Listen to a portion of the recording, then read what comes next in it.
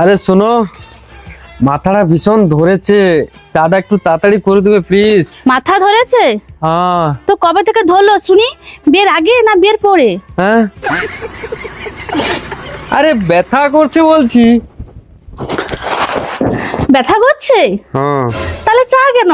Paracetamol নাও, নাকি চা নামক অজুহাত চাও? দেখো, আমি কিন্তু সারাদিন পরিশ্রম করেছি। কোথায়? মেসেঞ্জারে মেয়েদের মেসেজ পাঠাতে? তুমি না একদম অসম্ভব। কেন? বিয়ের আগে তো বলতে তুমি ছাড়া কিছুই সম্ভব না। আরে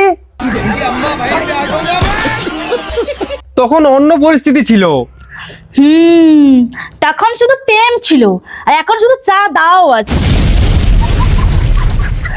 আরে ওটা আলাদাই ব্যাপার। সবকিছু তোমার আলাদাই ব্যাপার, শুধু বিল এলে আমাদের ব্যাপার। দেখো, আমি সত্যি অসুস্থ। তাহলে কি ডাক্তার ডাকবো? না না, দরকার নেই। ও, মানে ডাক্তার লাগবে না, শুধু চা লাগবে? বুঝেছি।